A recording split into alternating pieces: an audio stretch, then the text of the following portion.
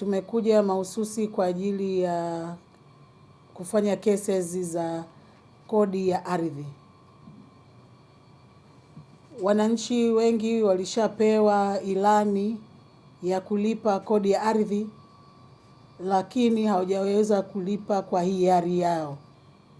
Inalazimika watu kupewa ilani na bado mtu hawezi kulipa.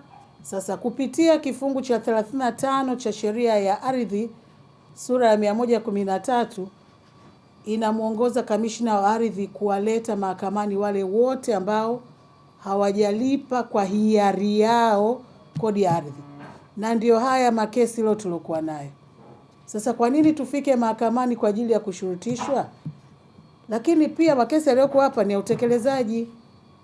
Kitu ambacho ina maana usipolipa tutashika mali na kuuza ili ile hela inayopatikana ilipie kodi. Kwa hiyo ndugu zangu wa Ilala, tunakumbushana kama ambavyo tunakumbushana miaka yote, na hata sasa tena tukumbushane, tulipe kodi ya ardhi kwa hiari bila shuruti, tusifike mahakamani.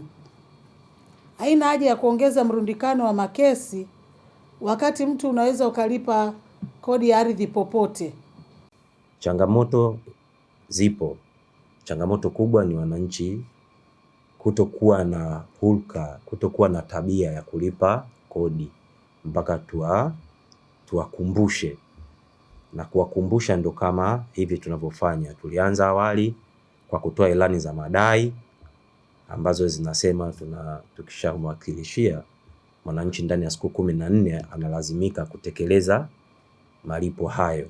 Kwa sasa tumebahatika kuleta mashauri 100 plus, ndo haya tunaendelea nayo na tutaendelea kufungua mpaka hii elimu itakapofika kwa wananchi wote na wafahamu sio lazima kodi ya ardhi kufikishana huko. Ni swala la hiari, sababu ni takwa na ni sharti ambalo lipo kwenye nyaraka yako ambayo uliyoiomba ya kumiliki ardhi.